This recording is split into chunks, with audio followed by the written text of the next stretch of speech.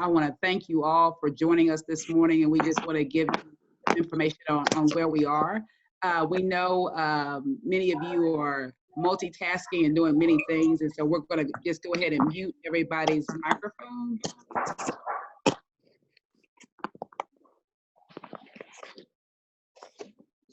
But again,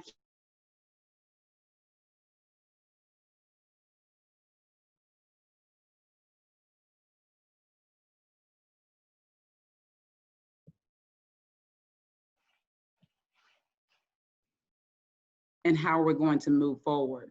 You know, March 6th changed everything. And I remember March 6th for Aldine ISD because it was the day that we celebrated our Teachers of the Year. And we had a great time. It was also the Friday before spring break. And we were looking forward to spring break. It wasn't the first time we'd heard of COVID-19. I think at the time, everyone was calling it the coronavirus. And I remember late February when the Houston Chronicle called our communications department and asked about what we were going to do in preparation. And our health services department came together and said, hey, we want to make sure that everyone washes their hands. And we sent out details about washing your hands for 20 seconds and singing the happy birthday song. And we met with our team to see, you know, we were looking at what was happening across the world in Italy and China and other places and thinking about, you know, could that possibly happen here? But it wasn't until March 6th when it became real. We actually received a phone call at around 2 o'clock. And remember, we were basically looking to see who had elevated fevers, and we had an elevated fever on one of our campuses. And there was a question about what were we going to do about that student, because he had been in contact with many other people and could have possibly exposed some others. What I can tell you is that situation did not turn out as bad as it could have been, but I can also assure you that since then, our team has been working nonstop in order to keep our teachers safe, keep our students safe, and to make the very best decisions for our district and for our community and for our families. As you all know, we did not go back to school after March 6th because the conditions didn't warrant it. And so we immediately stood up a task force, and our teaching and learning department did an incredible job of standing up an at-home learning site, which was probably one of the first in the state. Very confident in that because others were calling, and if you look at others, they kind of look like ours. And so I'm very proud of the team and how everybody was able to respond. And so we made it through the spring, and as we were preparing to come back late April, early May, when we were bending the curve, as everyone would say, because everyone was staying home and practicing social distancing, and we were getting optimistic. Our team immediately began to pivot. We knew we needed to end school in May. We knew we needed to have some type of summer learning opportunity, and we also knew that we needed to prepare for how our students would come back in the fall. And so we were excited about that, you know, and because we knew that we wanted our students, our teachers, we wanted to come out of this experience stronger and better and more focused on our strategic priorities. However, I had to go back to one of our guiding principles throughout the entire ordeal, that we will open our physical buildings as fast as we can, but as slow as we must. And so at the beginning, we thought we were going to be able to move fast. Literally, April, May, we thought we were going to be able to move fast. We were optimistic that in July, we were going to be able to have graduations, and we were going to be able to prepare to onboard our new teachers face-to-face and welcome our students back and prepare to roll out our new curriculum. We were really excited that it looked like things were, our new way forward was going to become the new reality. However, as you all know, we've had to pivot and think slowly because of the conditions that we find ourselves in right now. But I think it's important that our community and everyone understands the core beliefs that are leading and guiding our task force, as well as as we think about what return to learn is going to look like. Number one, we're going to prioritize safety, period. I can't say enough. Many have asked, you know, what do you think about our students and not being able to return to school? I mean, that's why our team's not sleeping. I know our teachers miss our students, but we have to prioritize safety. And so that's top of mind in every decision that we make. However, I'm confident that learning will never stop. As we think about our return to learn, we have two options for our parents that you're going to hear about: learning at home and learning at school. And regardless of which one our parents choose, is going to be a quality experience. And our leaders are working hard to make sure that happens, and so are our teachers, and we're going to be prepared for whatever happens. So the learning is never going to stop. So that's number two. Our next guiding principle is we will work collaboratively to define our new way forward. We prided ourselves on not making decisions in a vacuum, and we've been intentional about engaging different staff and different ones, and very proud of the leadership that's been participating in our return to learn process.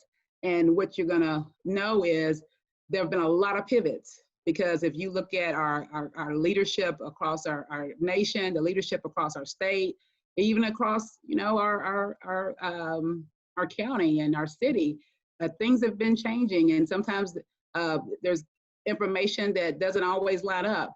But what we've been focused on is what's good for Aldine, and what's good for Aldine may not be good for a district in East Texas or South Texas, or it may not even be good for another district in the Houston area, but it's what's good for Aldine, and that's what we've been focused on. We're engaging the people of our community and making decisions based on the families and our families' experiences in our community.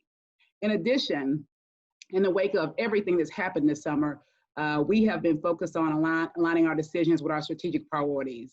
We launched a new way forward, which was a bold plan to improve student achievement, address school culture, hire and empower effective leaders, and improve our organizational practices and engage our community and our parents and increase our communication. Those priorities haven't changed. They're still our primary focus. And in the wake of the pandemics that we've experienced, it's even more important that we are prepared to teach our students in a new way, and our teachers have the tools in which they need in order to be successful. So what you're going to hear about are basically 4 or 5 different items that are top of mind. Next. You're going to hear about the instructional models from our Chief Academic Officer.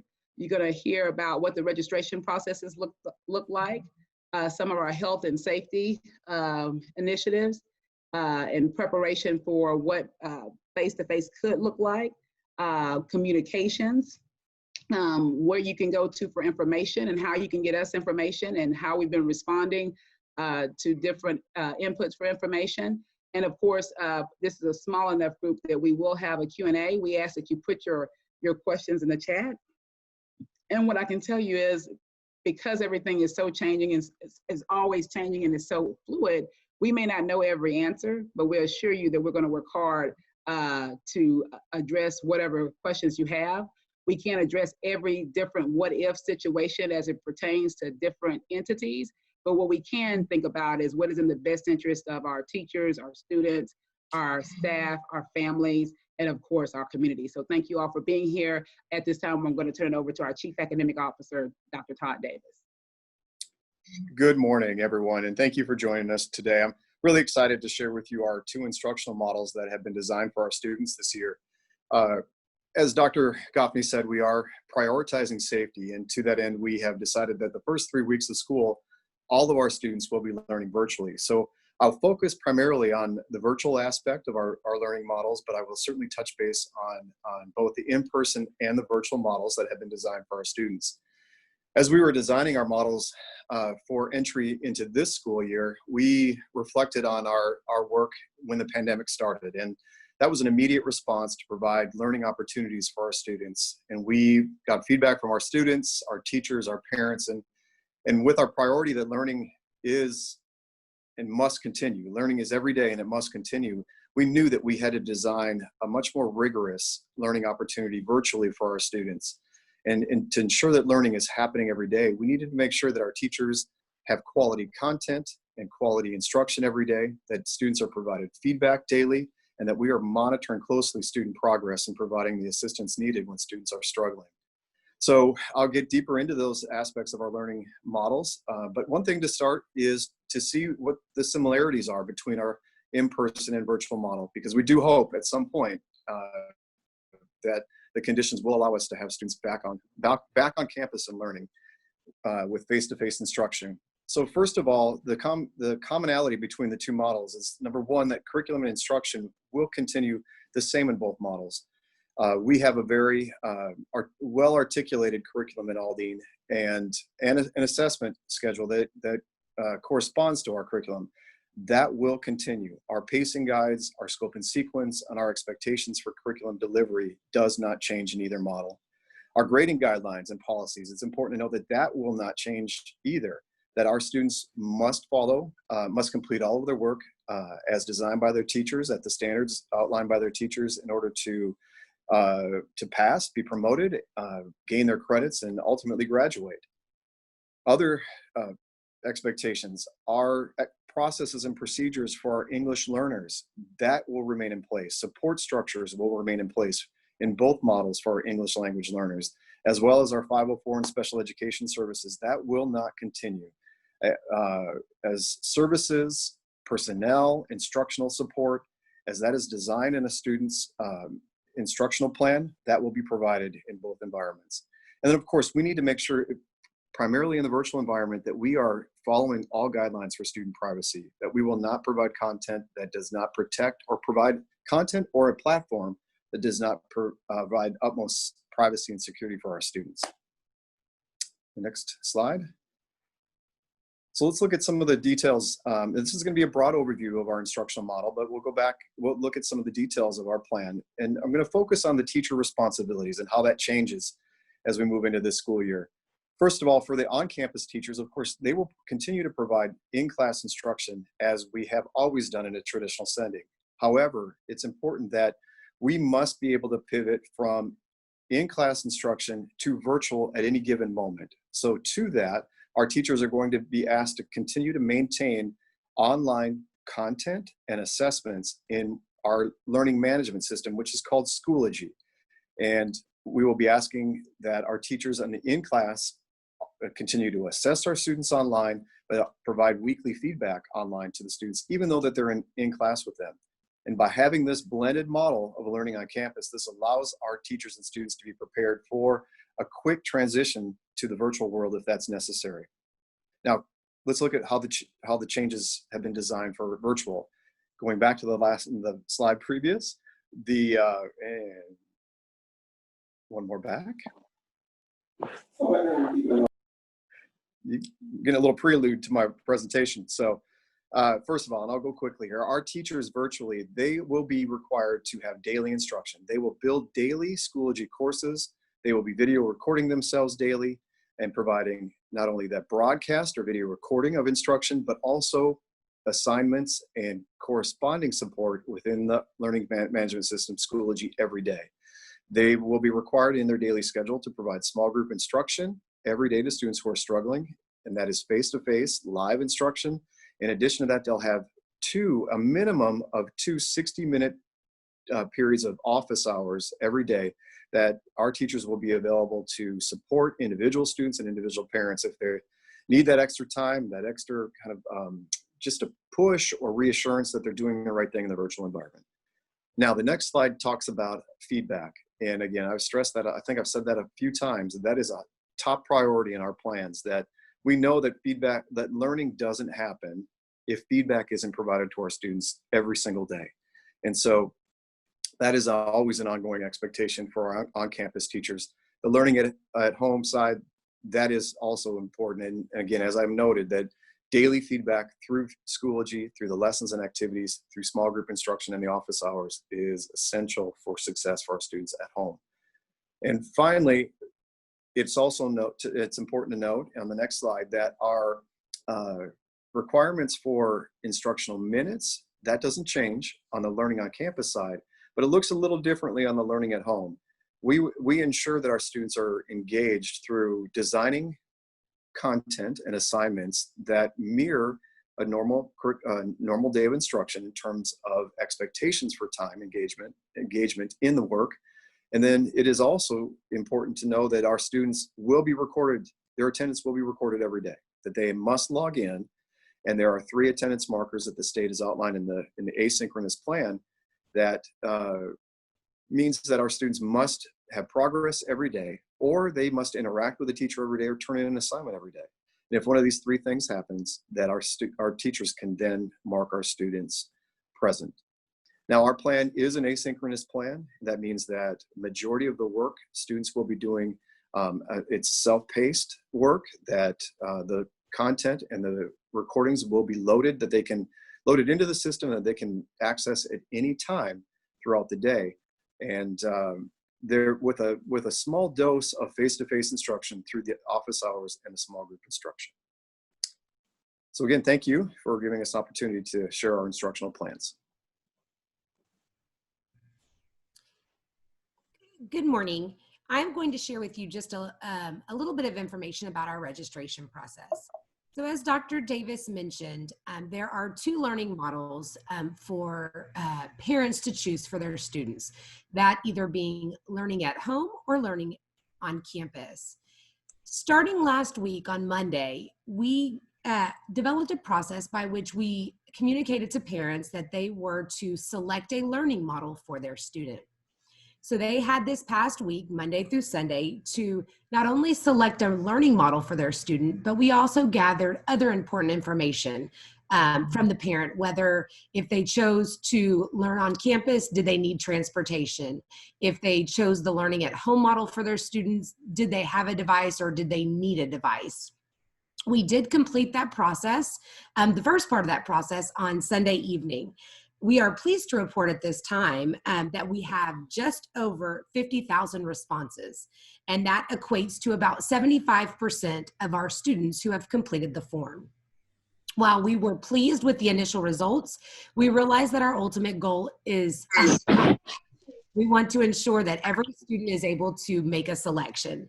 So this week we have clients that are reaching out to our parents that have not completed the form for their children to ensure that they are able to complete this form.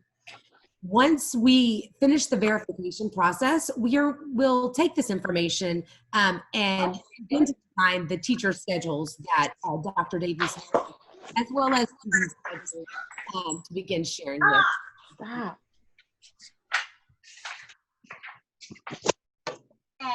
And good morning again. I'm going to ask you if we can be sure that we're on mute, if we have our microphones on mute, so that way we can hear the presentation. Thank you for helping with that.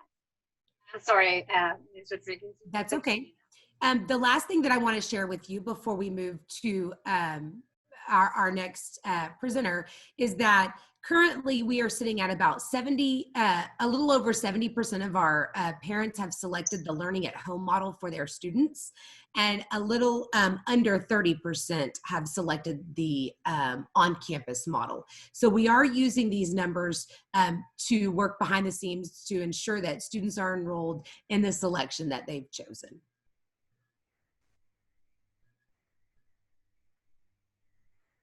And as good morning, everyone. Tamika Alfred Stevens here. And as my colleagues have shared, as while we are focused on ensuring that we are providing the best instructional models for our students, we know that health and safety continues to be of utmost importance. And so I'll share here over the next few slides some of the work that we are currently putting in place, or systems that we're putting in place to ensure that our work environment is safe. And as we transition back into the workplace and prepare to welcome students at a later point this school year, we will have all of the necessary systems and processes in place to transition safely. Personal protective equipment, I'm sure you all have heard PPE. That phrase or acronym is an active part of everyone's vocabulary these days. And so we will be providing campuses with face coverings, gloves, sanitizer, and disinfectant as a part of a small inventory, mini inventory on their campus to be able to meet their immediate needs. In addition to that, we will be asking or requiring face coverings in order to enter all of our facilities. That is currently in place at this time. You will also note that, or please note that there's signage that's being added to each of our different facilities, so that there is a focus on, hand washing and reminding one another to make certain that we are practicing good health and safety hygiene in the workplace and at our instructional facilities. So that's just one of the signs that is around our facilities at this time. If you'll transition to the next slide, also just want to highlight here some other signage that's going to be throughout all of our facilities. Again, encouraging social distancing, different protocol are being established and put in place to ensure that all of our classrooms, if there are, desks in a classroom, that they're 6 feet apart. So having to make those necessary adjustments from a classroom perspective, and also from a non-classroom perspective. There are many of us have been working remotely as well as on site, and making certain that we are practicing social distancing and keeping ourselves safe around one another remains of utmost importance. So ensuring that we have the systems in place to be able to monitor the process and remind staff of the importance of, if you're feeling sick, to please stay at home. There's no communal eating at this time, no shared spaces. If you are entering the building, as I've already said, you need to make sure you have your face covering on and whatnot. And then as I transition to the next slide here, again, just some of the changes or enhancements we have input into our current system. We are currently using an EPA approved disinfectant in order to clean our facilities, all of our facilities and campuses. We've also purchased these disinfectant misters, and each facility has one, and it allows us to clean a large space, open space, if you will, with more speed. Instead of mopping everything or wiping everything down, the misters cover a greater span of space in a shorter period of time. As I've already indicated, social distancing and making certain that we're following those CDC guidelines and recommendations to the degree that we can. That's why we have the face coverings and the signage to remind staff. You'll see the picture over to the right there. That is actually the Donaldson Administration Building, where we have installed a plexiglass or sneeze guard. It's what some call it, but it's basically a shield to protect our staff that are sitting and greeting our guests that are our visitors that are coming into the building. And it also, if you'll see right there to the left, if you can see the picture, there's an actual sanitation station there as well. Each campus will have at least one sanitation station in the office area, and then there will be other sanitation stations throughout the building. Moving forward here also, Dawn hinted on this a little bit as we talked about the student commitment forms and the importance of our families committing to a learning model. We know that technology continues to be top of mind and an important area that we need to address. Not only devices, but also connectivity is a concern for some of our students and families. So with that said, we have been working actively with the City of Houston and other organizations to expand internet access and connectivity. Many of you may have heard about the partnerships that that are available, or the internet options that are available at no cost or low cost from Comcast, Xfinity, and others. A lot of information was pushed out earlier during the spring, and it's also available on our website about internet providers that are providing low cost connectivity options for our families. As we think about transportation and what that will look like, students that choose to ride the bus to school will be required to have a face covering on. In addition to that, they will be sanitizing their hands upon entering the buses. Each bus will be equipped with what I call a little mini sanitation station, so that as students enter the bus, they'll be able to sanitize their hands. We are still looking at the best model of implementation as it relates to social distancing on school buses. So what that could look like is one student per seat. Again, the student commitment forms are going to help us drive and make those decisions going forward. As Dawn already shared, the window for student commitments closed out here earlier this week, but we know that our campuses are actively working to reach out to those families that perhaps did not complete the commitment form, so that we can capture their response, so that we're using good data to make great decisions. And as we think about child nutrition and our curbside meal distribution process, which was proven to be effective, I'm proud to say that we were able to continue to serve our students and families during this time. And as we think about the upcoming school year and starting the first couple of weeks still in a remote setting, we're going to continue to offer curbside meal distribution. We're looking at different options to operate across multiple locations and different times. So again, those discussions are still underway. And active conversations are being had in response to new guidelines that are coming down the pipeline on a daily basis. And just as a point of reference for a visual, I already mentioned what transportation could look like if we are seating one student per seat. And so some of the recommendations that have come down the pipeline have been that we should consider using hand sanitizer when entering buses, which I've also already noted that we will be doing. And when possible, to let the windows down and allow some circulation on the bus. And so we'll do that to the degree that we can. We recognize Houston it can get pretty humid and hot. And so we want our students to, while we want them to be cool and comfortable, we want them to be safe as well. And also, guidelines such as encouraging families to provide their own students transportation when possible.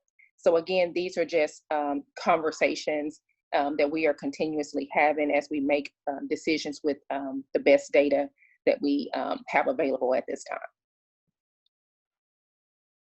And as far as how we are addressing the mitigation strategies for reducing spread in our schools and in our community, please know that we have consulted with many people, including our health services department and our county health department experts, to ensure the safety of our staff and students.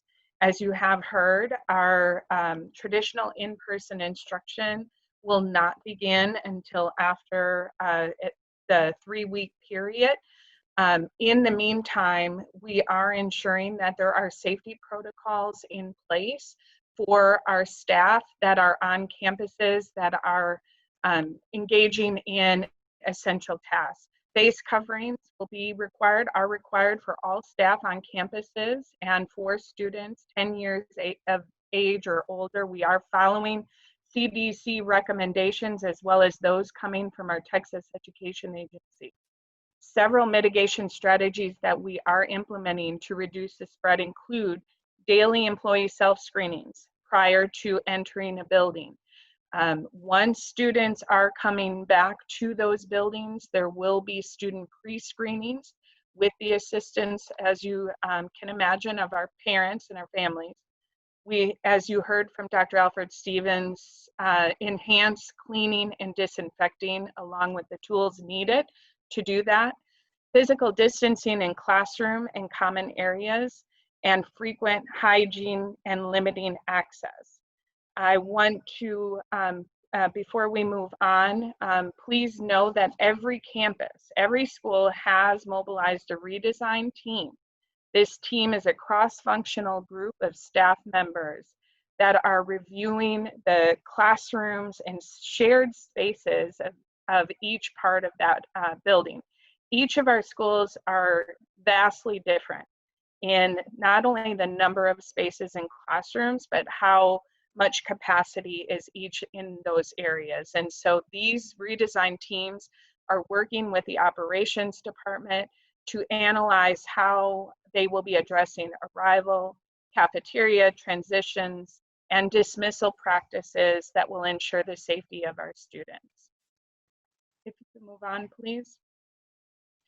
As far as the response and planning for incidents that occur on our campuses or in our facilities, we have an incident reporting protocol for those staff that are have reported either close contact, symptomatic, or verified positive tests. And if the district is notified that a student or employee has a COVID-19 test, we do engage in contact tracing to notify who other close contacts are for possible quarantine or isolation. And then notification is sent to parents and students, or in this case right now, we only have staff members that are on campus of that facility or those people who were in close contact.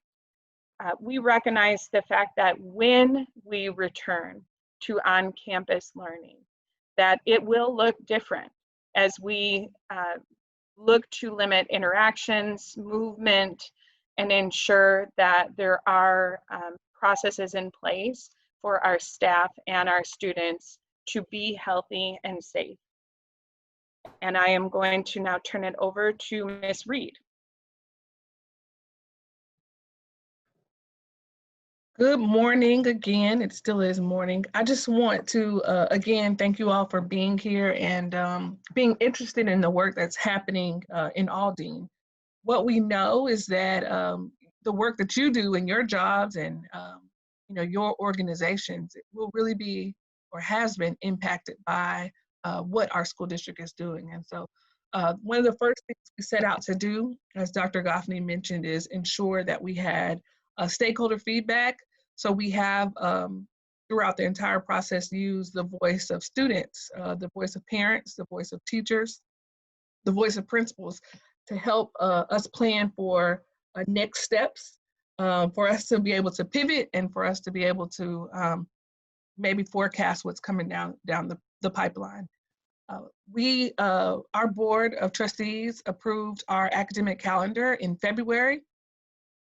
And in that academic calendar, we worked hard to ensure that we were not only setting out to meet our goals, but also to build in breaks to ensure that we had a connection to professional development that was needed. And so the academic calendar you see in front of you is just that.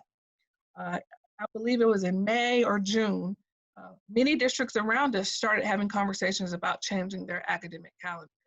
I believe there were conversations about moving the dates forward to start sooner. There were other groups talking about adding in additional days throughout the year to mitigate the need for days off should there be a COVID breakout. But we held firm and talked very, very long and deep about what we thought we needed to do for Aldine. And we ultimately landed on the fact that we would keep our calendar. And so the academic calendar that we presented in February is what is still guiding the upcoming year. The first day of instruction is scheduled for August 17th. You may have heard that the TEA recently issued guidance that allowed districts to have up to 8 weeks with some board approval to go virtually. Last week, our superintendent recognized and looked at the health conditions. We're monitoring CDC guidelines. We're talking to the city and the county, and we determined that on August 17th, the safest place for our students and our staff is actually at home. So the first 3 weeks of our school year will be held virtually. Regardless of the model that Dawn mentioned, parents, families, and students will begin school on August 17th. The way I think about it is that when I was planning to go back to school, the first day I laid out my outfits, my mom either made our lunch or we looked to see what was being offered that day, and we started for the school year, and the bus came and you hopped on. We still want that same excitement around the first day. We just want students to move from their bed to their home classroom.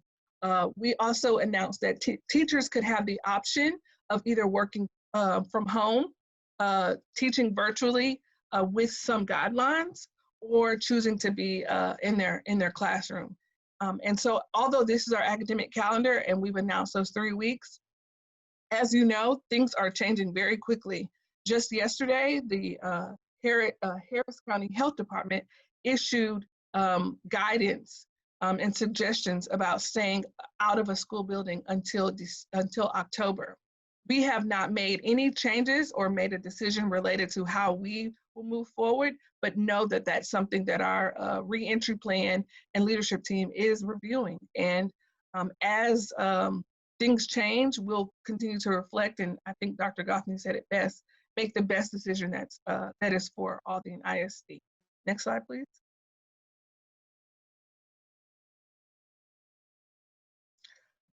So along the line of ensuring that our parents and even our community members know what is happening, we developed a Return to Learn webpage.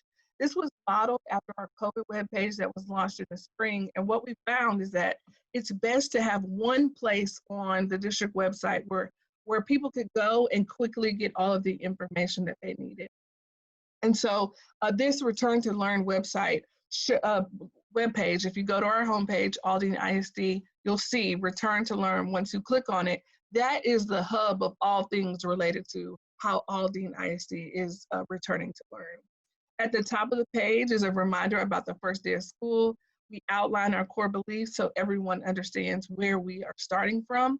We again showcase the learning models and then have a list of FAQs. And so I noticed that many of you have questions in the chat. We'll answer those, but know that when we have town halls like this, we've had town halls with parents, we'll have town halls with teachers. We are taking some of these questions that continue to come up and we're placing them in the FAQs with answers, because we know that if one or two people have the question, many others are thinking the same thing.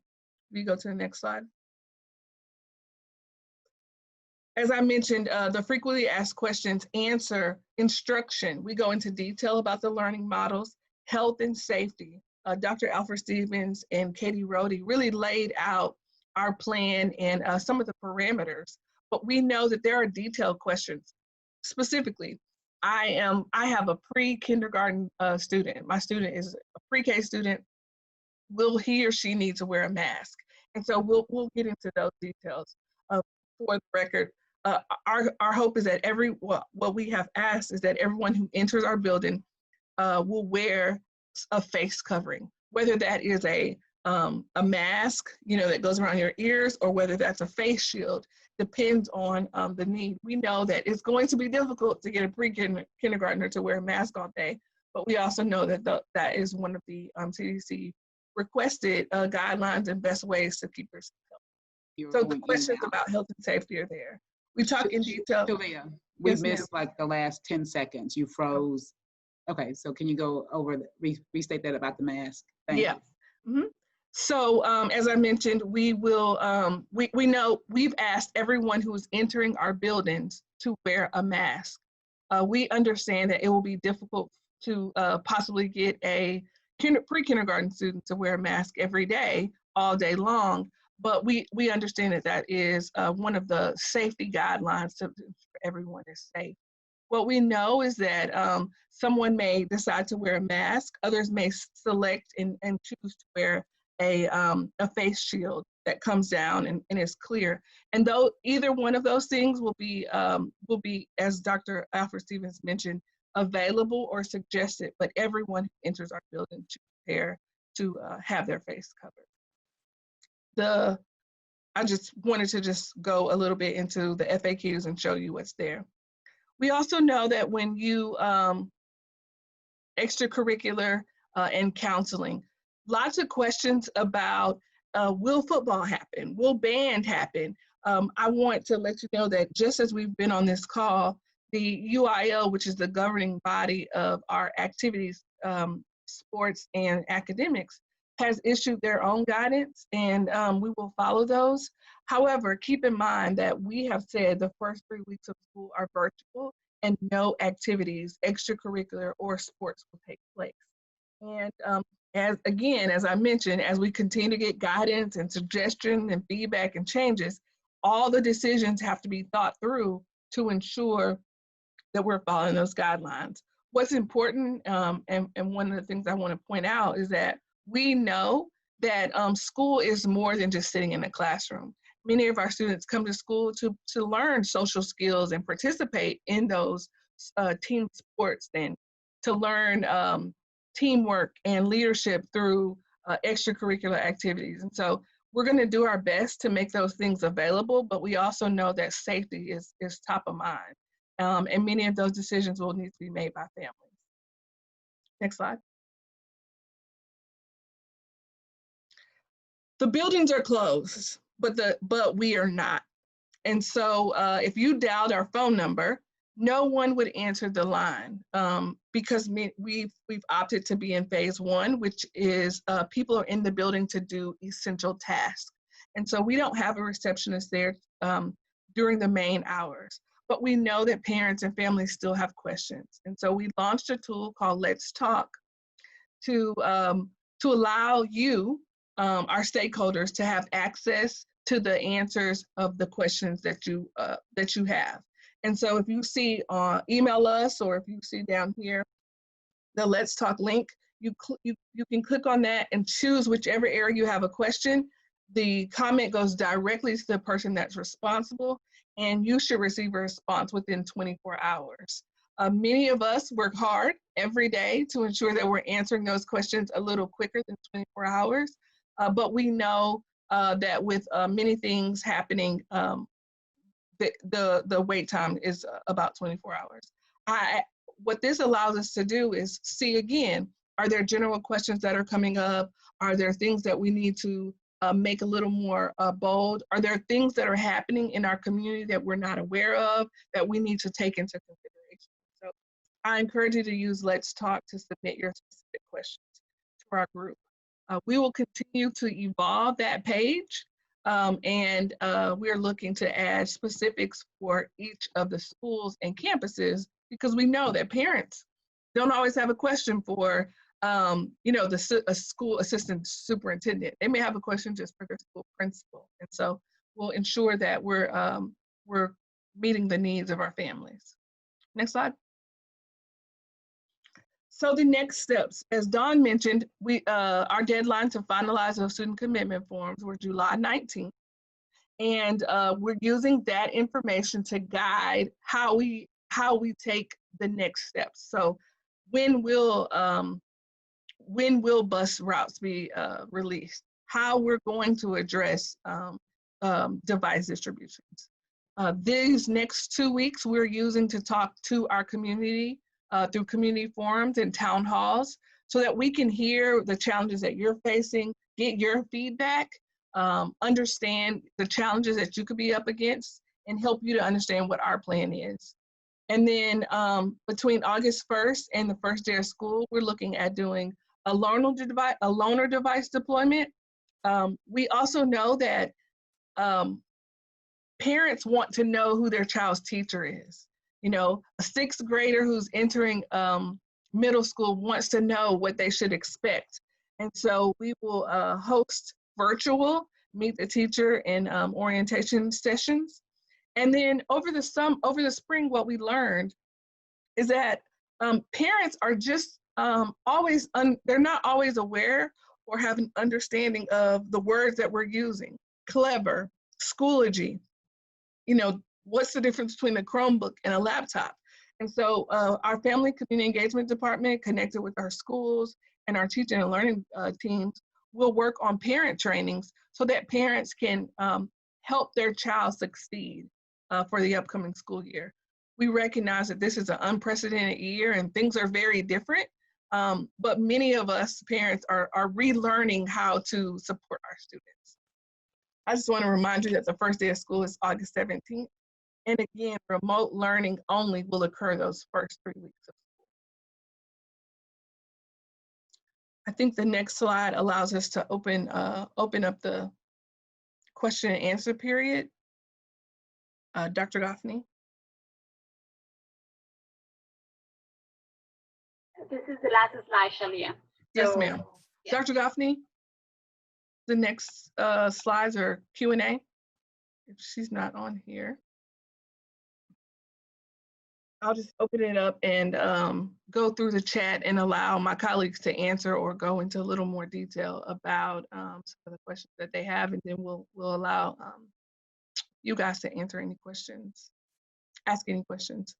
So the first one here is Mr. Moore. I know that you talked a little bit about are we supplying Chromebooks to kids and Wi-Fi access? And so the question has been answered, but I'd like Dr. Alfred Stevens or Dr. Davis to go into a little more detail about device distribution and access to devices.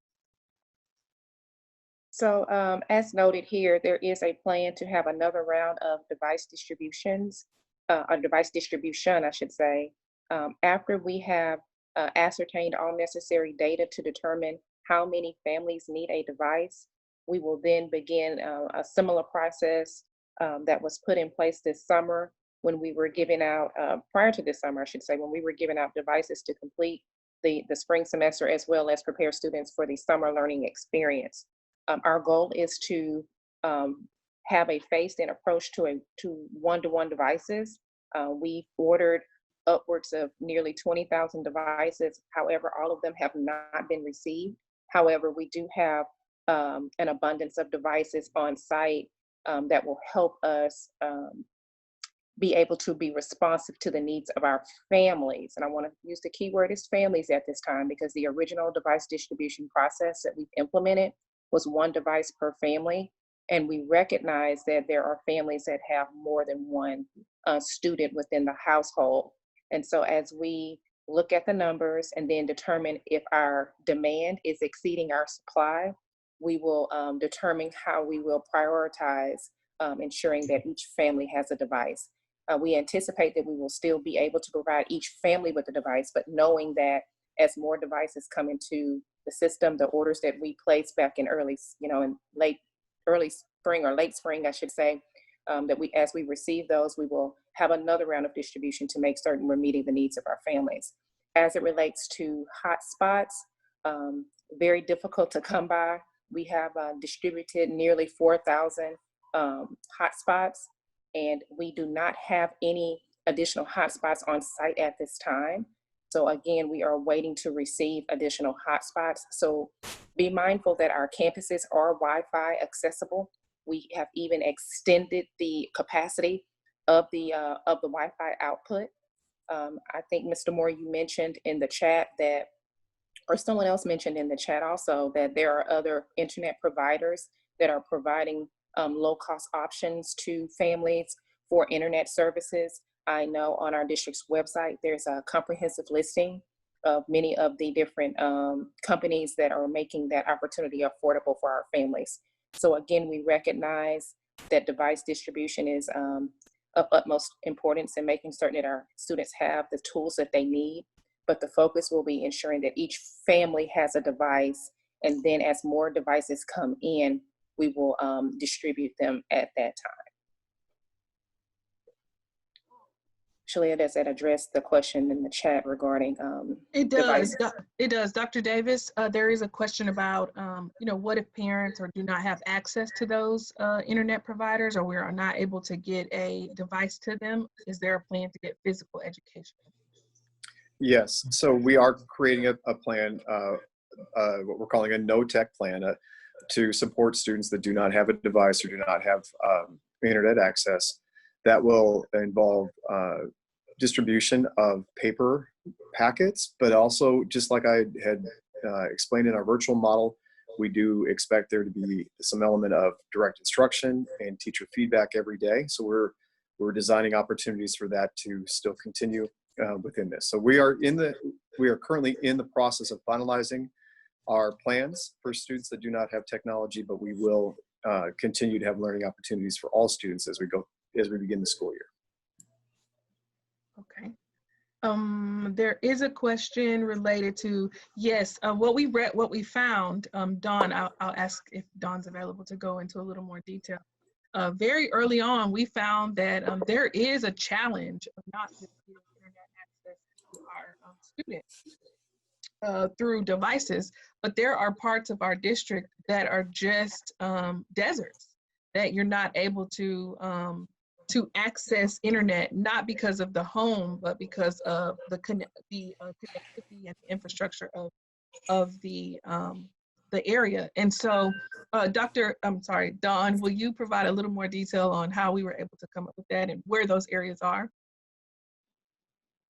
So good morning. As Shalia mentioned, yes, there are some areas in our district, as she referred to as deserts, where the internet connectivity is not what it should be. As part of the state's Operation Connectivity, we too, as a district, have been analyzing not only the areas that are desert, but our district overall, right? And what we found based on data that we've collected from the U.S. Census Bureau, and then multiple surveys that we've sent out to parents and just making contact and saying, hey, what does your internet service look like? Is it high speed? Is that we do have approximately 25% of our district that does not have access to that high speed internet. not cell phones per se, right? Because when you add in cell phones, that does increase the number of access just a bit, but 25% in the Hidden Valley area, we noticed that there was higher than average no access to internet. So we do have data to support that some of our areas are in more need than others. But overall, as a district, as Shalia mentioned, it is important to make sure that families have access. So we are working behind the scenes to put a plan together to ensure that our students are able to access the materials, whether they be high-tech options or, as Dr. Davis mentioned, low-tech options. And what we recognize is that that challenge is not something that we can take on alone as a district. And so we're working with our elected officials. The county has reached out to us, as well as the city, to find out where can we tap into, what bigger group can we tap into to get to get connectivity.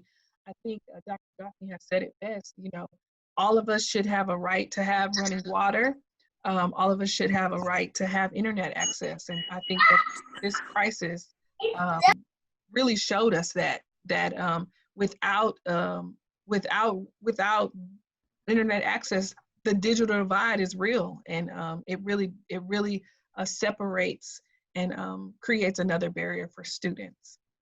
The last question here that I'll address, or two questions, is yes, virtual learning can be accessed through the phone, but what we recognize and know is that there's nothing like sitting at a device and being devoted to just doing your schoolwork. And so that supports that. And then the one thing that I think is important to recognize, we talk a lot about students, we talk a lot about families, but we also know that we also have to support teachers, and there will be teachers who get a common cold, or teachers who need to be out because of leave. And although you're working virtually, your schedule still, your daily life continues. And so there is a need for substitutes. And I'll ask Dr. Villarreal to address how we are looking at supporting our teachers. Yes, good morning, everyone. Thank you, Ms. Reed. So in terms of for when our teachers may have to be out and so forth, we have started working on contacting current substitutes to make sure that they're still on board and want to continue to substitute for us.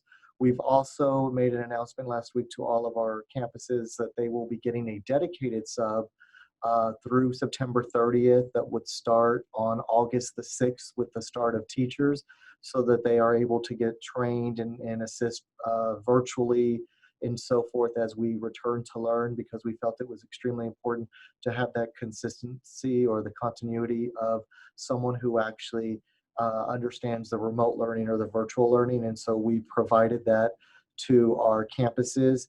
Our larger campuses that have over 1,100 students will actually receive 2 dedicated subs. And so we've already started that work with our principals and identifying those individuals and contacting them. And so they should be on board in the near future. And if anyone is interested in substituting, or if anyone knows of anyone, if they can please go to our website and complete the application. You just click on the substitute link and you are able to apply, and we're processing those as fast as we can, because we do need the assistance. So I know that our call was scheduled from 10 to 11, and several of you still have questions, but I do want to turn it over to Dr. Goffney to make sure that there's some housekeeping, and we'll continue to answer those questions in the chat. I encourage you to utilize Let's Talk to ask us questions so that we can get those to you, and so that you can be a resource for us and share that with your network of influence. We want to say thank you to all of you who have logged in to find out more about Aldine's Return to Learn plan. We appreciate your time, and certainly I hope you will join me in appreciating the leadership in Aldine ISD. We have one of our school board members who's present. We have Dr. Viola Garcia. Dr. Garcia, if you'll say something so everyone can see you. I want to reiterate and just thank everyone on the call for their participation, their support, their help in getting us all back to school. Thank you. And thank you, Dr. Garcia. I know you're very, very busy with your leadership across our nation, and we appreciate you for always putting Aldine first. So thank you. Also, our new Executive Director of Family and Community Engagement. This has been a great first community meeting. We know we engage our community for other reasons, but the intentionality that you've already brought to the position is greatly appreciated. So please, let's give her a virtual hand clap for pulling this together. We knew it would be a smaller group, but it's something that we're going to grow in order to get information out. And so thank you. And again, I hope that you saw ways in which you can ask questions. We assure you, I think right now, communications, our goal is to respond within 24 hours, and we are in compliance. And it's actually interesting. Most of the questions are similar, but then we get some great ideas as well. So we certainly want you to continue to share and continue to support and get the word out. And please, please, we recognize that COVID-19 is not an Aldine problem. It's not a Houston problem. It's not a Texas problem. It's not even a US problem. This is a global pandemic. And so in order to be able to move forward in the safest way possible, it's going to take all of our community partners working together. And so I certainly appreciate your time. I appreciate your thoughts and prayers, because these are uncertain, uncharted times, but I know that together we can and together we will. So thank you all for your time today.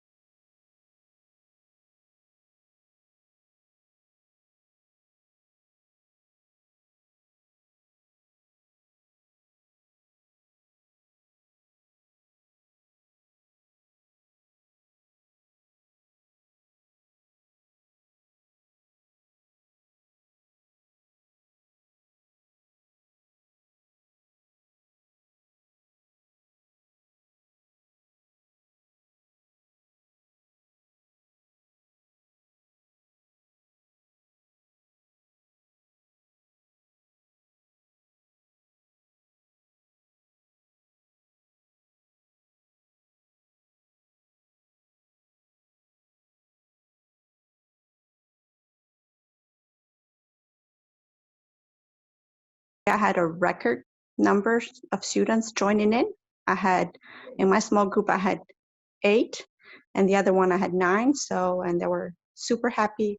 I was happy to see some of my students that I had last year. So it's been very rewarding and comforting because I get to see them, and knowing from them and getting some feedback for them has been very rewarding in a very different level. So it's been quite interesting.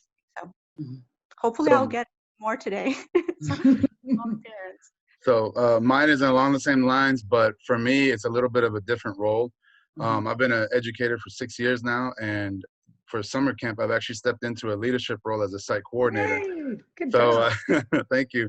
And it's pushing me along the lines of what I want to do in the future. So it's a great learning experience. I'm getting so much information and just seeing what it's like, you know, kind of being in an administrative type role, and it's super exciting for me. And I know that makes Dr. Villarreal, I know he's on the call, proud, because we're rolling out our leadership definition and we want to build leadership capacity. And so that was one of the strategies when Ms. Rhodey rolled out the plan of sharing the leadership. So thank you so much for sharing that. We can see that our vision is coming to fruition because you're all wonderful educators. And whether you stay in the classrooms or you decide to pursue leadership, we just want you to continue to make a difference in Aldine. So that's great. Thank you for sharing that. If I can squeeze in a share out. So unexpectedly, I'm Elizabeth Cardozo. I'm from Irmo Elementary. And unexpectedly, I had a former student who I taught as a first grader and again as a third grader. And now she is going to be a junior at Eisenhower. And she emailed me and reached out to me just to check in to see how I was doing. So I thought that was really amazing that you make such an impact on students that it comes around for them just to check in on you when usually we're the ones checking in on them. And I thought that was pretty incredible. And by her connecting back to me, I was able to reconnect with 5 former students that she's still good friends with from the first grade. So I thought that was really incredible just to see the impact that we have, that they remember us going into college. That is awesome. I'll share. I am Yvonne Lopez-Taylor at Carter Academy. And she is our finalist for Teacher of the Year. Awesome. If we were together, we would be singing good job, and you know it. No, I'm doing summer school too, but I'm under a different umbrella or different schools. But I am loving that I have party crashers, is what I'm calling them, from my school. They found the class code on Google Classroom, so they've been joining in on my small groups. I'm like, sure, come on in. So that's been fun. Awesome. One more. I have one. Hey, Daniel. Our HOSA organization put together a blood drive for MD Anderson, and so we were able to, they have a major shortage right now, and so I really appreciate the community coming together, and I got to see a lot of my senior students, and I know that they feel like they're making a difference in their community, so it was a really good turnout, and I really appreciate them. Oh, that's awesome. Thank you for working to make a difference. Ms. Lott, were you going to say something? I'm Drew, and I am doing the summer program as well. So I'm doing high school, so a little different. I'm enjoying the Google Meet with the students. We do it twice a week, and I'm gaining more attendance with the Google Meet. And just lastly, I had to have surgery, and I am just glad I'm in good health. My family's in good health. And that's my share out. Thank you very much, and I'm glad you're in good health, and I'm glad all of you are in good health, and I'm glad again that you continue to choose Aldine. We have our team here today, and we're going to respect your time because I know y'all all have work to do, but I hope everyone heard. We've had an amazing, some would have called it summer camp experience, is what we call it in the past, but it's a jump start.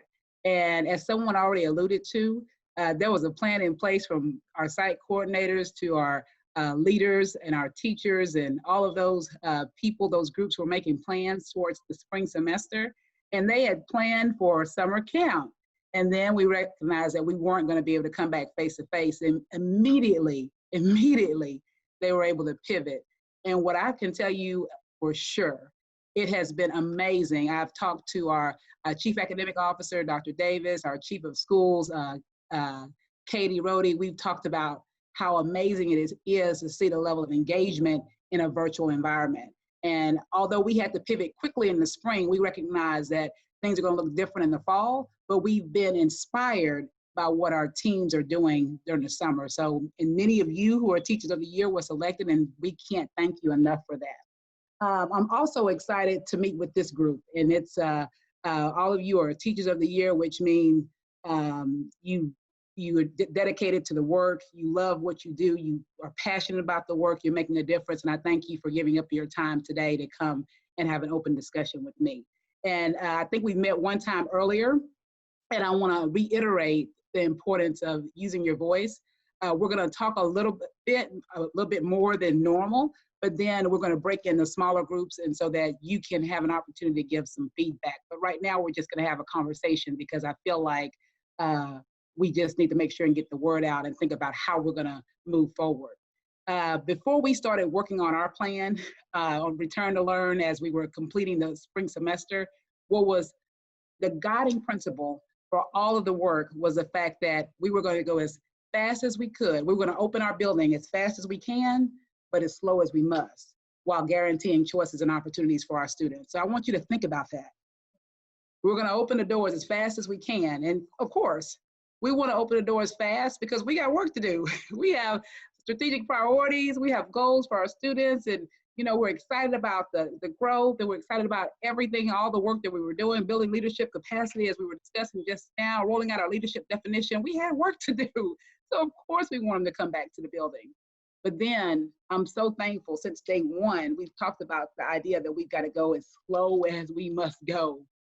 Because the other thing, and I don't even know if our team remembers this, but we talked about the fact that we weren't going to let what another district was going to do impact what we did. We weren't going to focus on what other states were doing. We were going to focus on our Aldine teachers, our Aldine students, and our Aldine community. And so when the conditions were right, then we were going to be intentional in our efforts to return to learn. And so there were many principles, but the essence of it, you guys exude today. And so as we think about how we're going to come back, we wanted to make sure there were several different options, different plans, and different iterations from teaching and learning, and led by our Chief Academic Officer, Dr. Davis. But we kept it simple. When we think about returning to learn in the fall, we're going to have learning at home and learning at school. And we've asked our community, our parents, every single student to be accounted for. Right now, because of the conditions, remember, we're going to go as fast as we can or as slow as we must, it's spiking. And I don't know if you all realize this, but several of the zip codes where it's spiking are located in Aldine. And I got this information last night. One of the zip codes with the highest number of deaths is in Aldine. It's 77338. It's the zip code where I live. And so as slow as we must is as slow as we must. And so as we think about it, our calendar, we looked at our calendar, and initially we were thinking about changing our calendar, but no one has a crystal ball. And so our first day of school right now is August 17th. Well, just know we're not coming back to school August 17th. All of our teachers, all of our staff, all of our students, we're not coming back August 17th. I'm thankful that the commissioner has allowed us where we can begin totally 100% remotely. And the good thing about that, the great thing about starting remote is, number one, it's going to allow us to focus on improving our systems, our protocols, and our staff. Think about it. When we let out in March, remember our health services team had to send out a flyer to remind people how to wash their hands. And so we can't just, at the drop of a hat, say these are going to be our protocols, this is where we're going to do it, and then open our doors. We've got to be strategic about how we return to the building and what that looks like. And then we've got to assure you yes, learning is important. Y'all know I want our kids reading on grade level by 3rd grade. I want our kindergartners that in our first grade ready. I want our students to graduate from high school with choices and opportunities. I want all of that. But before I can get any of that, I've got to have you, and I'm you and all the other good teachers that you all know committed to the work of Aldine, and also knowing that we're going to do everything we can to keep you safe. And so there are 2 options. And right now, because of the conditions, because of the uptick, because of the spike, the majority of our community has chosen learn at home. And that is, I think it's at 70% now, 68 to 70%. And then the remainder, which are mostly secondary students, are saying learn at school. And what I can tell you is the teaching and learning team is working fervently, because it won't be the same. The way you taught at home won't be the same in the spring. There will be a schedule, because the one thing we don't want is we don't want to lose our kids. Think about it. If the majority of our students are learning at home, we need our best, our brightest, the people that are doing summer school right now. I don't know pressure to apply, but we need our best with those students, because we're going to be accountable for when all this pandemic is over for where they are and how much growth they had. And so we've got to make sure of that. Dr. Alfred Stevens and her department, they've been working to make sure we get devices, because keep in mind, people didn't realize this, but the classroom is the equalizer. And so when you take kids out of the classroom, that's when you have zip code problems. And so long story short, we've got to make sure every single kid has a device.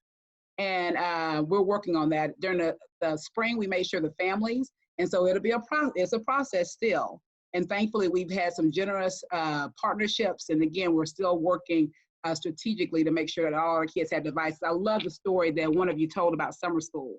Like, we know that one of our kids wasn't engaged at all because didn't have a device, missed the day to get a device, and then immediately when they have access, they're able to do. So that just shows us that when the playing field is even, people can play. But when they don't have resources, like I wouldn't have had resources had this happened when I was a kid, then there could be some assumptions made that aren't necessarily true. So we're going to make sure that our kids have the supplies and materials that they need. I know there's been a lot of talk about what it's going to look like. And let me say again and reiterate, we're not doing what any other district is doing. Some of the things will look the same, but whatever you hear about what's happening out, when I was in East Texas and in rural Texas, they are saying they're not wearing masks and they're not doing this and they're not doing that. While kids may be able to be asymptomatic and get over it, our number one job, our number one priority is protecting our teachers, protecting you all. And so if you enter the building, you will wear a mask. Now, we're going to walk around all day giving consequences, writing people up and so on and so forth. That's why we're going to go as slow as we must transitioning in. And we're going to spend that time at the beginning teaching our students and setting the expectations that when you're in this building, you will wear the mask. If you do not want to wear a mask because of your religious beliefs, your political beliefs, or whatever, then you're going to take advantage of learning at home with your parents, because we're going to make sure and keep our teachers safe, our bus drivers safe, and everybody else safe. So on the bus, in our buildings, you will wear a mask. As far as our teachers, we're going to provide you with one, but I like a certain mask. And what I can tell you is if we're buying in bulk, we're not going to personalize and get you the kind of mask that you want, but we will get a mask. But whatever mask you want to wear, you're free to wear. Listen, I'm not only gonna wear a mask, I'm thinking I'm gonna put that face shield on too. And I think we got some of those. So we're gonna do everything we can to protect ourselves. And I want you to do whatever you feel that you need to do to protect yourselves. I've appreciated those of you who have gone above and beyond. And I assure you, we're gonna go above and beyond. I need you guys to check the chat thing, because I'm ADHD, and just make sure I cover any questions that come up, please. And so we're gonna make sure and keep everyone safe. So just so that we're clear, our calendar starts August 17th. We're asking our parents to commit to learning at home, learning at school. Right now, we're about 70% saying learning at home, 30% learning at school. August 17th, those students are not reporting to school. It's code, I don't know if it's code 1, it's red, it's hot. All I know is I'm in the deadliest zip code in Harris County right now. So it's not a time for us to try to bring everybody to the building. So we will definitely be beginning remotely for at least the 3 weeks, and we may be extending beyond that. So we're gonna focus on making sure you have the PD that you need. There's a lot of different learning that's happened, whether it's from teaching summer school and doing everything else.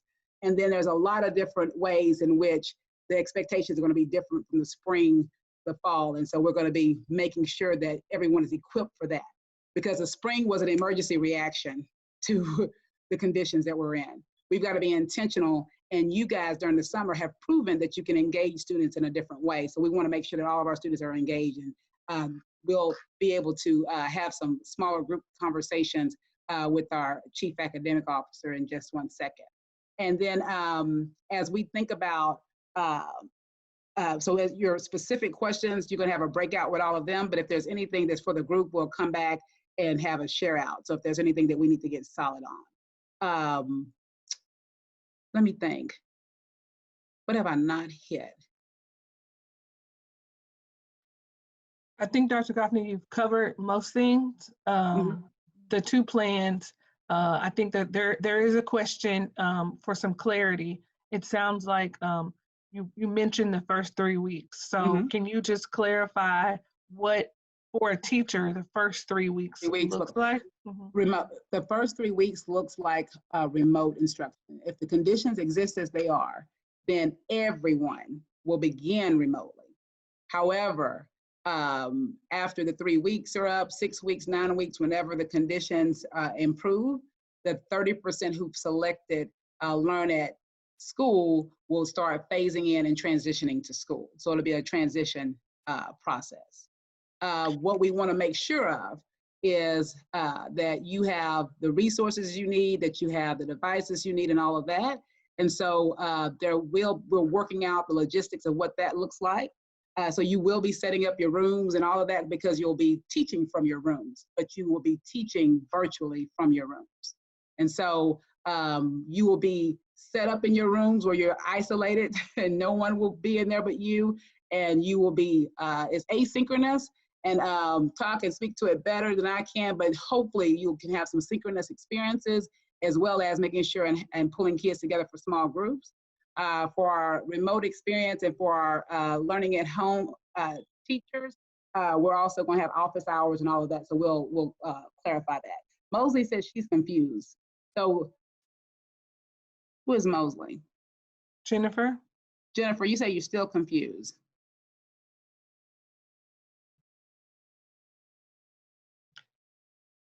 Her question was right after you said, we're going to use it 3 weeks, and then you said we'll teach remotely, right, Jennifer? And then her question was, so where am I going to be? So in the interest of safety, we will not begin school August 17th. We're going to begin 100% remotely. So right now, the state is allowing, and again, information is changing quick. It changed overnight. So right now, the maximum allowance for remote for areas in which there's a spike is 3 weeks. So everyone will begin, the students will be remote, the teachers will be on campus, exactly. And that way you have the resources, you have everything that you need in order to teach. In the event that when we transition, because what we've asked teaching and learning, and Dr. Davis, I may need you to speak to the whole group before we break out, is we need to be able to pivot quickly, because like right now, we're actually pivoting without knowing it. August 17th, technically, the ones who are learning at home or learning at school were supposed to report to school on August 17th. So that would have been the 28% would have reported to school, and the 70% would have stayed at home. We're having to pivot based on the conditions that we're in. And so Dr. Davis and his team has been working to make sure that it's a smooth transition no matter what. So all of our activities, all the expectations, our scheduling, and all of those different things are gonna have to be nimble enough so that we can pivot. Dr. Davis, did I explain that well? Yes, you did. Yeah, there's many layers to the plan, but what we're focusing again is, as Dr. Goffney just said, is that whether you would have been an on-campus teacher or you would have been an at-home teacher, there is still expectations that you would engage in Schoology, provide feedback in Schoology, and that so in the event that everyone would have had to pivot back to a virtual, that transition is very seamless. But as Dr. Goffney said, we will be starting the year with everyone in a virtual environment. And if your building principal would have otherwise designated you as a face-to-face teacher, we'll still schedule you with your face-to-face students. They will be your virtual students when you enter the school year, and you're going to continue to support them in a fully virtual environment. So when we do make the decision to pivot back to the two choices and going back to face-to-face, then you're going to just simply transition back to on-campus learning with the students you've been working with in a virtual environment, but then still maintaining the Schoology presence with your students. You know, it's like you peel back the layer, we're going to have a blended learning environment in our face-to-face world now. And that is so that if we, at any given point in the future, again, have to pivot back to all virtual, you're ready to do so. It's really just making sure that we are all agile and making sure that we're all prepared to make the pivot at any given point. So if I were to really use one example before we break out into groups, and so this is, the majority right now have selected learning at home. And so as the conditions improve, I'm sure that we'll have more who come back to school. And so again, we're gonna have to be very nimble. But if I were to use, where's our teacher of the year? Yvonne, Ms. Lopez. If I were to use her, at the beginning of the year, she's gonna be a teacher at the school. So everybody's gonna be in their classrooms anyway. And so her group that's assigned to her, guess what she'll be, instead of going over classroom procedures at school, her activities and different things that she'll be going over is the importance of safety protocols. And so learning the importance of why we wear our mask and how we're gonna walk down the halls and those different things before they actually come to the building, we're gonna already be exposing them to the protocols that we have in place while also exposing them to the curriculum and building a relationship with the parents, recognizing that there's gonna be a social emotional expectation that is probably gonna be tougher than any other year. But you'll be building a relationship with your students while also explaining the safety protocols, introducing curriculum and doing everything that you would have been doing face-to-face had they come to the school. We're gonna need the best teachers everywhere. And so what we're trying to do, the plan right now, and I know you'll hear from different districts, every single campus is gonna differ. If I were to ask Dawn, like right now, where are the numbers of, let me see, what campus are you on, Ms. Lopez? Carter Academy. Carter Academy. If we would ask her, okay, for Carter Academy, what is the percentage of students who are choosing learning at home and the percentage that are choosing learning at school? And then it'll be determined by the parents' choice. So that's how the principal will determine who will be the learning at home and who will be the learning at school. Keep in mind, the learning at home is not going to be much different from learning at school, other than you're going to be doing it virtually, and it's not going to be the same as what you did in the spring, because we're going to have to, there's going to be grading, there's going to be testing, there's going to be accountability like none other. And so we need the very best, like we have for summer school, doing the learning. You got to really have a passion for it, is what I'm saying, because many of you have shared with me that you didn't even enjoy the experience during the spring. You want to see your kiddos. But that gives us time too to work on our systems in the building and to make sure that our teachers and our staff and leaders are entering and exiting the building in a safe way. Again, the priority is keeping you all safe before we start bringing students in. Okay. Any other questions for the good of the group before we break out? Shalia, did you see anything else in chat? There are a few questions in the chat, but I think we'll cover them in the breakouts. We have about 15 minutes in those breakouts, and so some of you who have questions, each of you will be with the chief, and so you can ask whatever questions you want. What we'll do is we'll compile them, we'll answer them the best we can, and then those who we rise up to the top, we'll bring them back and share with the group, so each one of the chiefs will be prepared to share. Let me be clear about this one though. We're pivoting right now, so we're beginning remotely for 3 weeks. Otherwise, the commissioner, everyone at our time is 9 weeks. So you're not gonna be able to go back and forth like loosey-goosey. But we're asking our parents to commit for a 9-week grading period because we're going to be giving grades and there is going to be accountability. And so principals will have some flexibility to change that if parents' situations change and it's called for, but it won't be one day this kid's here and one day the kid just going back and forth. So we're asking for a 9-week commitment, so that we're clear. Okay. All right, so 15 minutes, Chiefs. And so as we go through the process, when you ask the questions, please use the chat box because we are recording the session so we can capture all your questions, as some questions may come in faster as we're in the breakout rooms, okay? So I'm gonna go ahead and push out everybody to the breakout rooms. We will see you all back here in 15 minutes. We're back. Adrian, how many breakout rooms do we have? We had 8 breakout rooms. Okay, 8 breakout rooms. And when everyone comes back, we'll start with breakout room number 1. And if there are, 1 or 2 questions that rose to the top in your group, it'd be great for you to share out. Who led breakout room 1? That would be. Oh, of course. Adrian starts with an A. It's the first letter of the alphabet. Great. So in our breakout room, we had some questions come out. One of the big ones was professional development for teachers. Is that going to be online or face-to-face? And then also, I think another big question was this: what is the rubric or rules for teachers to select virtual or face-to-face to be in the, who's going to teach what, virtual or face-to-face? And lastly, the quarantine. If a student or teacher gets sick, what's going to be the procedure for the 14 days?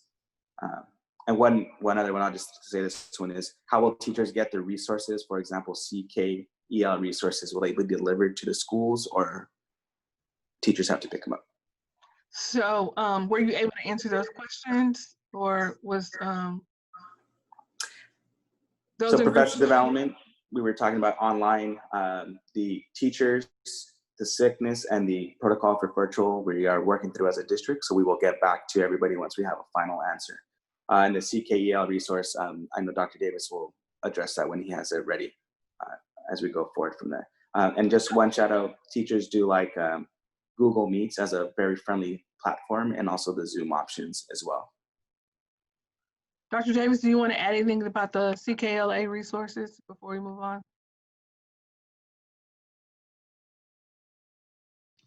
I don't see Dr. Davis. Are they still in there?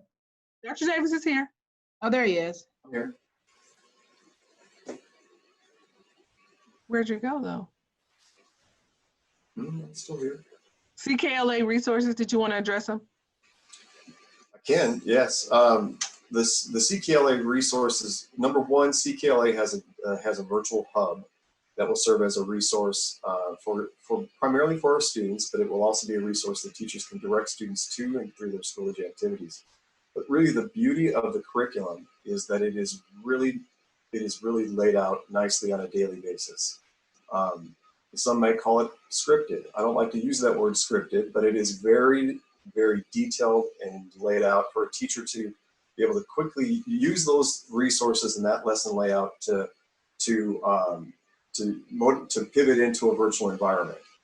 And every day, as a virtual teacher, you're going to have a requirement to either broadcast or record instruction, you teaching to your students. And again, the CKLA curriculum and daily lesson guides are very well laid out to support you in that. Okay, I'm in group 2, and my questions were around where teachers will report on August 6th, where teachers will report on August 17th, and this is how you know you have Teachers of the Year in the room. When will they have time to make their room appropriate, whether they're teaching virtual or in person? And so as I told them in the room, August 6th for PD will be virtual. And then as we get closer to August 17th, we will make a decision based on the health guidelines around us. I use the example of August 17th. Students, they usually lay out their clothes before the first day of school. They may not, they won't be doing that on August 17th. They won't be putting on their school clothes and waiting for the school bus. But teachers should be prepared and may put on their school clothes and go into the building on August 17th. But it's all very much based on what is happening around us in terms of the health guidelines and the spike in numbers. And if teachers are expected to be in their building on August 17th, we will ensure that days before they have an opportunity to make sure their room is ready to go. And it would be much like the way they broke down their rooms, which would be social distance, scheduled appropriately so that there is a minimization of risk to an exposure. There were some specific questions around reporting and how will I know if someone in my building has been exposed? How do I know what do I do if I've been exposed? And so, Katie, I did explain that we have experienced this already and that the process will continue to be flushed out, made easy, and made available as we get closer to having more and more people back in our building. Team 3? I had the pleasure of working with Team 3, and they must have been on your team as well, Shalia, because we had questions around where they would report on August 6th and where they would report on August 17th. So thank you for clarifying that. That is what I shared with my team as well. The other question that we spent some time on was invest. So again, we know they're teachers of the year because they were already thinking about invest. And a lot of the goals they said were set up around working with small groups. And so I did share with the team, rest assured that we have a task force that is currently working on looking at invest and making sure that teachers would be evaluated appropriately based on the setting that they were in. And so the other great feedback that I got that I think is super awesome, and I explained that it would be shared in the staff development for back to school, was having teachers have an opportunity before school starts to have a virtual orientation with parents and students so that they could connect and start building those relationships. And I did share with the team that there have been talks, and that is going into back to school professional development so that before the first day of school, they will actually get to reach out to parents and reach out to students and begin connecting like they would if the situation were as it has been in previous years. So those were the big highlights from Team 3. All right, Team 4? Okay, so I had Team 4 and we had lots of the same questions. The one that I was going to defer back to Dr. Davis was about professional development, but he's already answered that one, what that's going to look like. One that was different for us that I haven't heard yet, that just wanted to make sure that everyone did hear this, is there was a question about what if my campus doesn't have a nurse? You know, we have several nurse vacancies, and so what are we going to do about that? Instead of calling someone down the street is our protocol now. And so what I've shared is that we actually had that conversation in the Human Resources Department this week, and so we have reached out to a nurse consultancy group to figure out how much it would cost for us to get nurse consultants for those vacancies as we fill them. I had not presented that yet to Dr. Goffney because I have not got the numbers, but as I shared with her, once I got the information, I was going to present that so that we are able to have a nurse or a nurse consultant at all of our campuses. And so we're working through that. Then other than that, I think our same questions that we've already heard. All right. I do like that we went from groups and now we're teams. So it shows that we're all in this thing together. So Team 5. All right, Team 5. Some of the same questions, but I want to make sure that I talk about these. Really just figuring out the difference between that asynchronous, that what assignments are going to be continued to be done asynchronously, and then what is that synchronous part, which that office hours part. And so we discussed the video casting, the screencasting, etc., but also that ability for teachers to have opportunities to be with small groups of students, especially coming from our special education department, resource teachers, co-teachers, what their office hours, what their schedule was going to look like, et cetera. And so answered some questions regarding that, and also the professional development that is available for teachers to get right now, and then what will be available later. Also, a great question came up about schedule, but the teacher schedule. So for example, a high school teacher who's, you know, typically they're on duty at 6:25 in the morning, is that going to be the same if they're a virtual teacher? And would their office hours correlate with a high school schedule? So those were a couple of the questions. I did confirm that we want to ensure that schedules should match as closely as possible with what is happening, because there's going to be so much movement back and forth between on campus and at school. And so also saying that there are going to be daily schedules that will be provided for our at home as well as at school teachers. But I just thought that was a great question, you know, for us to think about. All right, great. So you're 6, 7? I think that was my team. I was 5. Oh, 6, sorry, 6. Thank you, Dr. Alfred Stevens. I saw you. Number 6.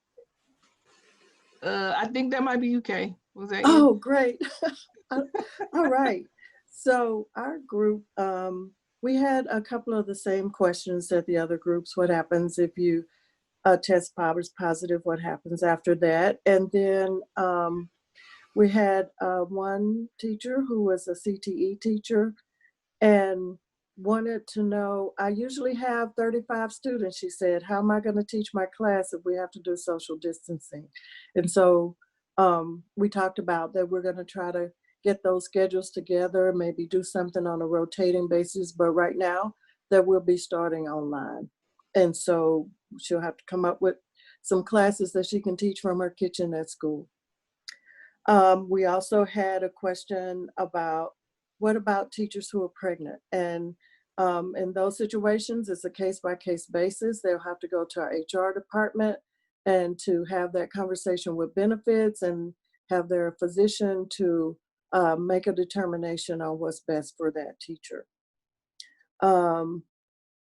We had one teacher, quite an emotional moment about being fearful, about not wanting to go back at all. And we all have that fear. We all understand that this is a time when of a lot of uncertainty, especially about the disease, but that we all have jobs to do, and that teachers are expected to come back unless there's some medical reason. And again, that conversation with our HR benefits department is critical to make sure that everybody is safe as we come back. But the emphasis is that we first come back for the first 3 weeks. As of now, everybody in their classroom, but teaching remotely. No students will be present. So that's a capsule of what we talked about on our team. All right, thank you, Kay. Dr. Alfred Stevens, is that you next? Yes, it is. Again, much of the same information that everyone else has shared. Some of those same questions were brought to the table. My team did a great job of putting the questions in the chat, Mr. Bustillos, so that we've captured that. I think one of the biggest takeaways was hearing one of our teachers describe how she's accustomed to having her CPR classes and teaching the kids CPR, and how they have field trips down, or they're working off-site. A CTE class works off-site and they go down to a hospital or what have you a couple of days a week, and what is that process going to look like? So I shared that those conversations are underway. But just like what Ms. DeWalt just shared, the first 3 weeks are going to be all remote learning as we work through some of the systems we need to put in place to ensure that we continue to have instructional continuity across all of our different class offerings. Again, there was a question about the protocol as it relates to if there is an exposure at a campus, and I explained that, you know, the protocol that we have in place for contact tracing, we would follow that process. And then I also had an opportunity to share that, you know, in the event that there is what I'm going to call an outbreak at a campus, you know, it could be that Carter Academy is up and going and still going strong, but at Eisenhower, they may have pivoted to remote learning, all remote learning in response to something that may be happening at that campus if the numbers are at a significant degree. And so the biggest takeaway is it's going to look different from campus to campus, but health and safety is of the utmost importance, and making certain that we are providing high quality instruction to our students. Those two are working in tandem, and that's the systems that we're trying to put in place. Dr. Alfred Stevens, there was a question earlier about plexiglass for small group. Do you mind addressing that question? I didn't see the question. Is it in the chat? But there will not be plexiglass shields put on desk in the classrooms. We are preparing to make certain that if a classroom usually has, 25 desks, how many desks can we put in the classroom at 6 feet apart that would allow us to appropriately distance ourselves? And looking at the current numbers, it appears to be about 10 to 12 desks that we can put in a classroom. And so that is the model that we plan to implement throughout each of our buildings and classroom spaces, such that we will not be adding plexiglass shields around each individual desk. All right. I think, are you at the coming up the rear, Dr. Davis? I think so. I guess so. I didn't take note of what my number was, but that's fine. All right. So we had, for the most part, all the same questions that everyone has shared. A couple of unique questions that we had. One was around the technology needs of teachers to make sure that they're prepared to teach in a virtual environment. And so we have talked with Tamika Alfred Stevens and I met with the technology team this morning, and that question did come up, and the answer to that was that we will be working with the school assistant superintendents and the principals and Katie Rohde to look at a possible distribution of technology for teachers in need that did not get by us in the spring, and of course certainly for our new teachers coming on board. We need to make sure that we have the right technology in hand so that you can teach at the highest levels. Another question similar to what Katie Rohde had mentioned regarding the small group instruction, but it was about the platforms. I know that we had some challenges with the Schoology platform to do small group instruction in the spring. We are looking at Google Meets as a platform where we can do the small group synchronous instruction. We did meet with Schoology representatives yesterday and really pushed on them about their platform, and they have assured us that they're making significant improvements in the Schoology platform to mirror some of the capabilities of other. And you're going to hear about Zoom from some of your colleagues, and you're going to hear about Zoom and on Twitter and so on. Zoom is not a safe environment right now for our students. We can't assure their privacy. So our technology team is still holding pretty tightly to that, but we are looking for other options that certainly can make small group instruction effective. There will be training around that, and there will certainly be a lot of protocols that you can lean on for support there. We're developing an at-home learning toolkit that should have a plethora of resources to support you and be effective. Another question was around professional learning. In case that hasn't already been mentioned, all professional learning right now will be designed virtually, and it will be designed around building everyone's capacity to be an effective online teacher or virtual teacher. So there will be focus on the technical end, of course, how you manage Schoology, how you build your course, upload assessments, so on. But most importantly, we need to shift our training to focus on the instructional side.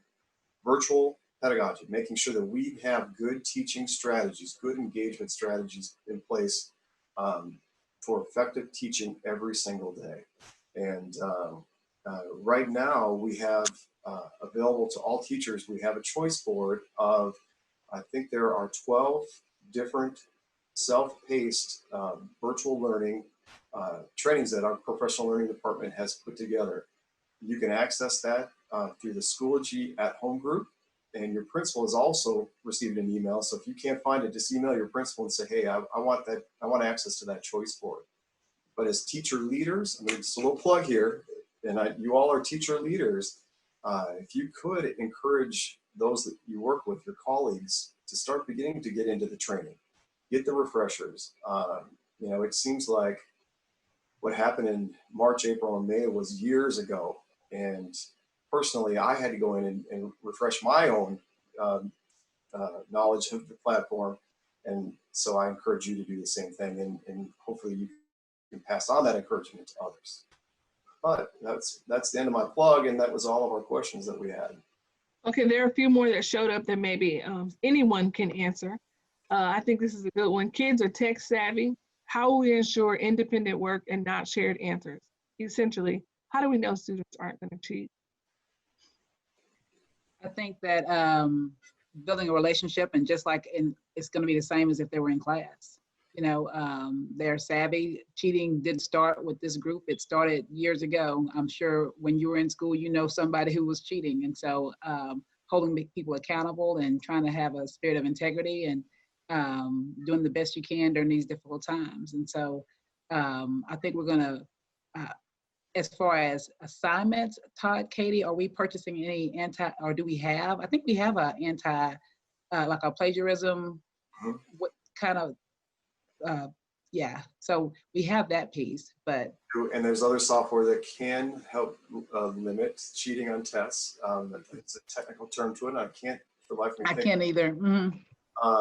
But we're also in the design of our online assessments, we're going to be tapping into a pretty large bank of test items, which means that our test versions, there will be multiple test versions that will be fluid for every single assessment that comes out. So a student actually could take multiple tests, but the test would be different every single time. And then the student, their buddy, who might be taking the same test, is very likely to have a different test online.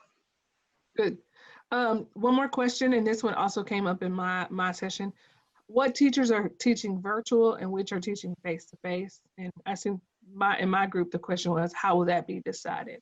So I don't know if Dr. Davis or Dr. Villarreal or Katie wants to jump in on that one. So I don't mind starting that one, and then if anybody wants to add to that, as question did come up with my group as well. As I stated with my group, the first thing that we need to make sure that everyone understands is we need to meet the needs of our students first and foremost. And I say that because we need to get the final numbers on the number of students that would be learning from home versus the number of students that would be learning in the classroom. And once we have those numbers, we would have to go from there and then determine who is able to meet the needs of the students, you know, either virtually or face-to-face. The other things that we discussed in my group and need to keep in mind is, you know, someone may start the year off and have their list of students, but then they're chosen to do virtual or face-to-face, but depending on the numbers, they may be teaching new students that aren't on their current list because of the choice that they made. And so we have to be able to be flexible with that. And then as we transition back, everyone back into the classroom, we may have to do another shift depending on the numbers. And so we need to be flexible with that. And so first and foremost, always keep in mind, you know, we choose to be educators, so we choose to serve students, and that's what we're going to be doing. I think I'm getting a shirt that says "Be flexible." Okay, nimble. so nimble. Oh yeah, nimble. In primary schools, we use tables. What would be the case for social distancing on that type of environment? Katie or Dr. Alfred-Seeder? Yeah, I can start with that. In fact, I spoke with Ms. Rodriguez, the school assistant superintendent in primary, just yesterday about this, because from what she told me, all of our primary schools, the classrooms, majority of them are outfitted with tables. I believe there's one of our new schools, it might be Griggs, that has desks. So part of what we asked principals to do last week is to mobilize a campus redesign team. So each principal has identified a cross-section of staff that are looking at operational type of things, staffing, etc. So there are staff that are going in and looking at, here in this classroom, I have a 6x2 table. I can get 2 students on opposite sides of this table and it will be safe. And so they are actually looking at that right now, because we, as you I'm sure can imagine, we can't, at this time, we're not buying extra desks. We are making our current physical situations, we're going to make sure that they are safe. If that means that we're going to outfit some different types of dividers, maybe it's not plexiglass, maybe it's other things, to keep the kids separated, we will do that. But right now, how we envision is it would be 2 students per table, as long as it were the long tables. And to add to that, once we receive that feedback from those cross-functional teams, we'll better be able to make determinations as to what we can outfit in the classrooms or specific classrooms.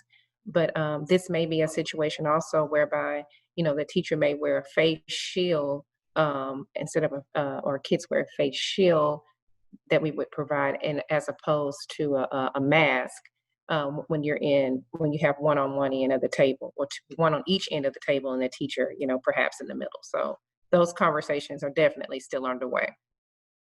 Great. I'm going to skip you, Ms. Elizondo, and I'll come right back to your question. Not Ms. Elizondo, I'm going to skip Anna. So Ms. Elizondo asked, or wanted to clarify, she heard class sizes will be smaller than what we're used to. I think that could or could not be true, depending on circumstances. And if more parents choose school learning, will there be an alternative day rotation, A day, B day, morning, noon? And I will tell you, in our planning, we have not used that as an option. And based on the numbers that we're receiving, 70% being online, we don't see a need to plan for A day, B day. It would look like we can accommodate all students in a social distancing setting, to make it clear. As we, you know, move closer to the start of the school year, as things change, we still have to remain flexible. And then the time has been well spent this morning. And I appreciate you all for for coming here. And I hope that you're able to serve as ambassadors and answer some of the questions that your fellow teachers have. I will tell you that I think as a communicator, the hardest part of my job has been watching misinformation continue to float around social media. Y'all seen it, those same 5 questions. What about the teachers? What about this? And I will tell you that my colleagues in every single district are trying very, very hard to ensure that everyone has the answer to their questions. If you go to our webpage, aldineisd.org, there's a huge button that says Return to Learn.